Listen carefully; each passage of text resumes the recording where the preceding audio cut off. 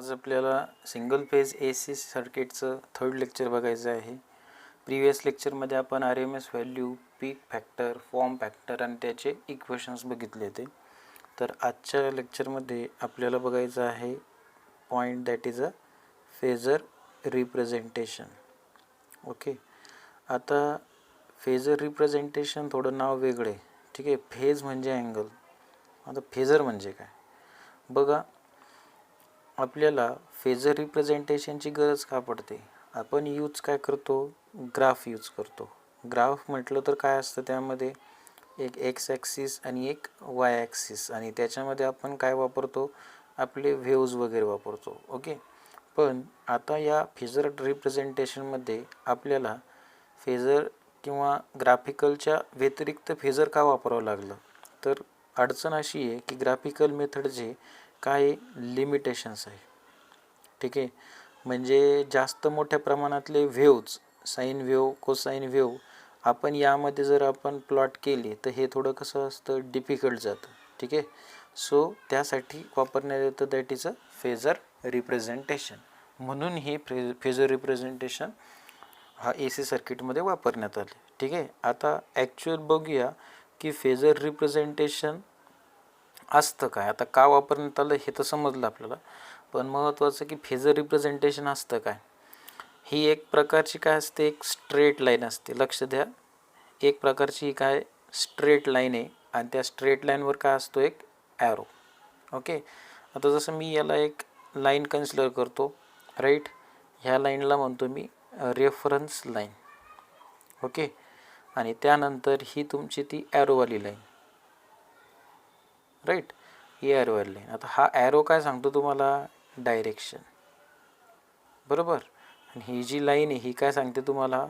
Magnitude. म्हणजे magnitude आणि direction सांगणारं वस्तू किंवा क्वांटिटी, त्यालाच आपण व्हेक्टर क्वांटिटी असं म्हणतो, बरोबर आहे. तर हेच तुमचं फेजरचं काय आहे, महत्त्वाचा प्रकार. दुसरं, हे एक अँटी क्लॉकवाईज डायरेक्शनने काय होत असतं, मूव्ह होत असतं, म्हणजे घड्याळाच्या विरुद्ध दिशेने काम करतं. फर्स्ट काय, एक प्रकारची स्ट्रेट लाईन आहे, त्याला काय असतो, एक ॲरो असतो, आणि त्या जी लाईन असते त्याला मॅग्निट्यूड म्हणतात, आणि ॲरो सांगतो मला डायरेक्शन. आणि हे अँटी क्लॉकवाईज डायरेक्शनने काय करतं, वर्क करतं. आणि ही कोणची क्वांटिटी आहे? व्हेक्टर क्वांटिटी आहे. आता व्हेक्टर क्वांटिटी म्हणजेच काय, it shows magnitude as well as direction, बरोबर. त्यामुळं याला आपण व्हेक्टर क्वांटिटी असं म्हणतो.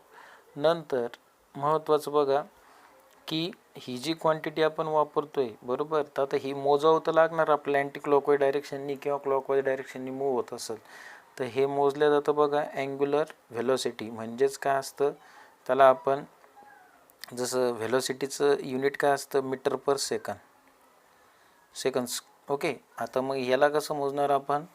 In the form of that is angular, right. So याला आपण मोजणार रॅड पर, किंवा नॉट अ रॅड,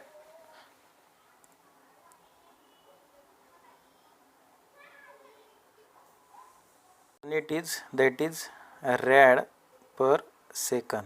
ठीक आहे, लक्षात असू द्या. फर्स्ट आपण बघतोय काय की एक प्रकारची स्ट्रेट लाईन आहे, ॲरो इंडिकेट करतो तुमची डायरेक्शन, लाईन इंडिकेट करते मॅग्निट्यूड, हे अँटी क्लॉकवाईज डायरेक्शन मी होतं. नंतर ही व्हेक्टर क्वांटिटी आहे, आणि याचं युनिट काय, RAD per second. Okay, then मग आता ॲक्च्युअल आपल्याला फेजर डायग्रामचं रिप्रेझेंटेशन कसं असतं? ठीक आहे, तर रिप्रेझेंटेशन बघा, एक प्रकारचा आपला जो ग्राफ असतो, पण ग्राफ हा कसा आपला 360 डिग्रीचा जसं घेतो तसं घ्यावं लागणार आहे. ठीक आहे, तर लक्ष द्या, हा आपला वाय ॲक्सिस, हा एक्स ॲक्सिस, हा आपला 45 आपण याला डिवाईड केलं 90ला, नंतर याला आणखी डिवाईड केलं, बरोबर. आता महत्त्वाचं, हे आपलं 0 डिग्री, बरोबर, हे आपलं 90 डिग्री, नंतर हे 180 डिग्री, त्यानंतर हे 270 डिग्री, राईट, आणि नंतर हे किती येतं, 2π. ओके, मग आता हे तुमचं किती झालं, अर्धी लाईन म्हणजे π/4 झालं, बरोबर.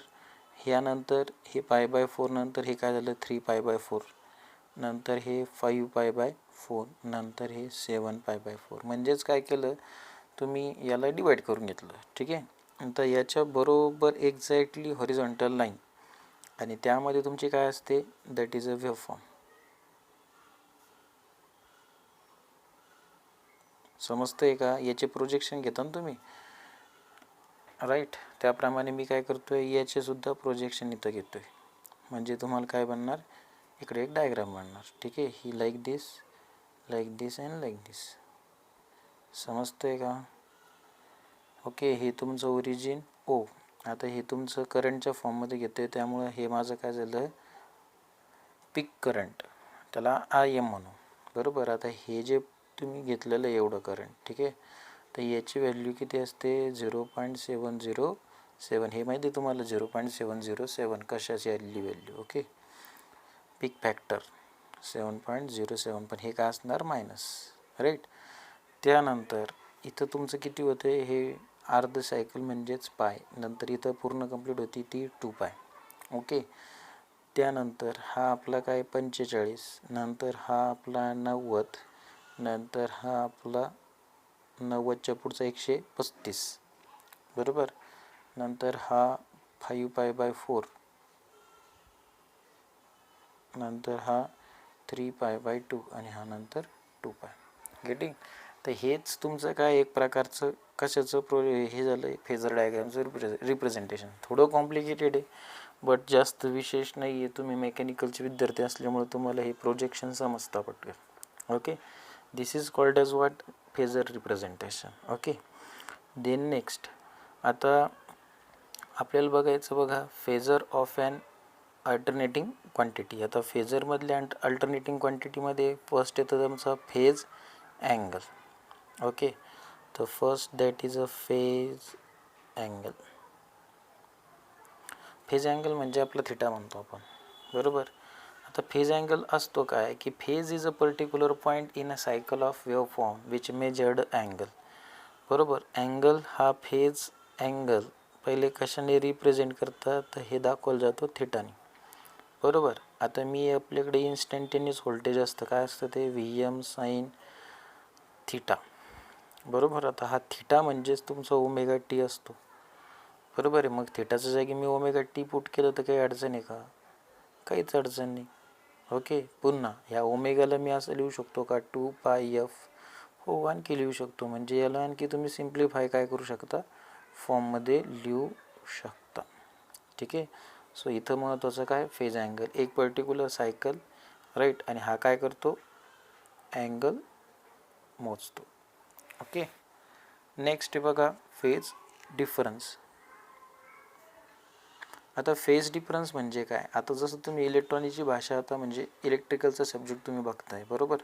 तर फेज डिफरन्स म्हणजे दुसरं तिसरं नसून याला PD पण म्हणतात. काय फेज डिफरन्स. फेज डिफरन्स म्हणजेच काय की डिफरन्स बिटवीन टू व्होल्टेज दोन व्होल्टेजमधला फरक म्हणजेच फेज डिफरन्स असतो. ठीक आहे. आता मी काय करतो 2 व्होल्टेज घेतो that is VA and VB. बरोबर. आता VA आणि VB हे 2 व्होल्टेज असेल तर माझ्याकडे काय असणार 2 इक्वेशन असणार. एक असणार VM साईन थिटा आणि दुसरं मी लिहत नाही का आता तो समजून सांगण्यासाठी बघा काय करतो मी आता दुसरं इक्वेशन का निघलेलं बघा. फेज डिफरन्स कसा मोजला जातो. आता ही माझी एक वेव्ह फॉर्म आहे. ही कुठून सुरू झाली बरोबर 0पासून. बरोबर. याला मी कोणचं व्होल्टेज म्हणतो VA वालं म्हणतो. नंतर दुसरी एक जी लाईन आहे किंवा माझी वेव्ह आहे ही काय आली बरोबर ह्या 0च्या पुढून चालू झाली म्हणजे ह्या दोघांमध्ये हा डिफरन्स पडला ना. हा डिफरन्स तुमचा फाय म्हणजेच हा तुमचा काय असतो फेज डिफरन्स. म्हणजे याला मी आता कन्सिडर करतो VB वाली इक्वेशन.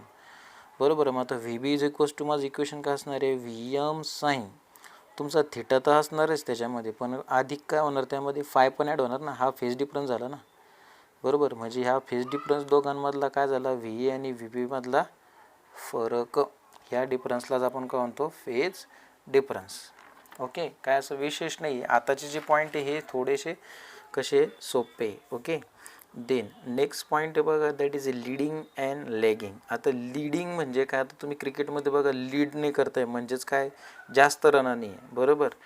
मग आता लीडिंग अँड लॅगिंग, लॅगिंग म्हणजे कमी आणि लीडिंग म्हणजेच काय, जास्त, बरोबर.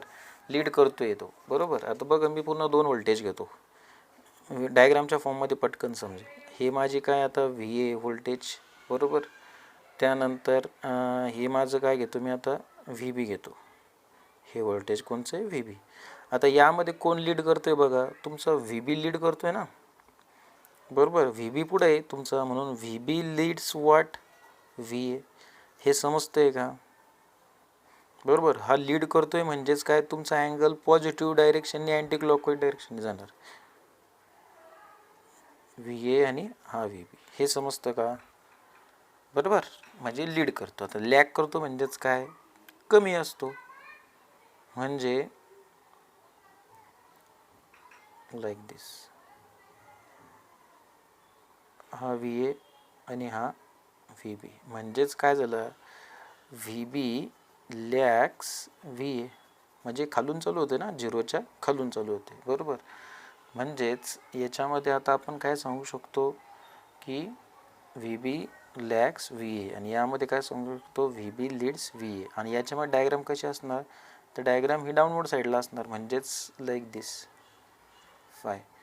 म्हणजे लॅग असेल तर काय करायची, ही तुमची डायग्राम घ्यायची, आणि लीड असेल तर ही डायग्राम घ्यायची. समजते. नेक्स्ट,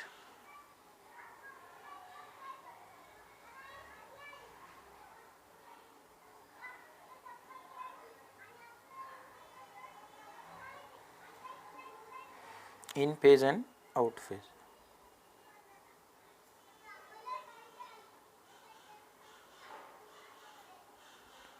इन फेज म्हणजे काय बघा, तुमचा जो फेज डिफरन्स असेल हा 0 ज्याचा असेल, बरोबर, तर त्याला आपण इन फेज असं म्हणतो. 2 व्होल्टेजमधला डिफरन्स म्हणजे व्ही ए अँड व्ही पीमधलं फेज डिफरन्स जर 0 राहत असेल तर त्याला इन फेज असं म्हणतो. म्हणजे काय, एक डायग्राम आहे आपल्याकडे, ठीक आहे. आता ही त्यामध्ये व्ही ए आणि व्ही बी घेतली मी, हा व्ही ए घेतला आणि हा dot dot dot dot line घेतली, आणि ती इन फेज आहे, म्हणजे याच्यासोबत बरोबर लाईन आहे ना याच्यामध्ये, त्याच्यामध्ये डिफरन्स काय आहे का, नाही. तर मग हा फेज डिफरन्स 0 असेल त्याला इन फेज असं म्हणतात. आउट ऑफ फेज म्हणजे काय, की ज्यामध्ये फेज डिफरन्स 180 किंवा पाय राहत असेल त्याला आपण काय म्हणतो, आउट ऑफ फेज असं म्हणतो. म्हणजेच काय, आता ही माझी एक डायग्राम, याला व्ही ए म्हणणार आणि हे काय असणार, दुसरं म्हणजेच काय, व्ही बी. म्हणजे याला आपण आउट ऑफ फेज, आणि आउट ऑफ फेज किती असतं, 180. ओके. आता लक्ष द्या, याच्या पुढची जी टर्म्स आहे, राईट, याच्या पुढची टर्म मी इलेक्ट्रिकलचे जे इलेक्ट्रॉनिक्सचे जे विद्यार्थी आहे, राईट, इजेचे, तर त्यांना ही ऑलरेडी डिफाईन केली आहे, तर त्याची पण मी लिंक प्रोव्हाइड करतो आहे. ओके. तर ते तुम्ही काय करा, कंटिन्युएशनमध्ये बघा. ओके.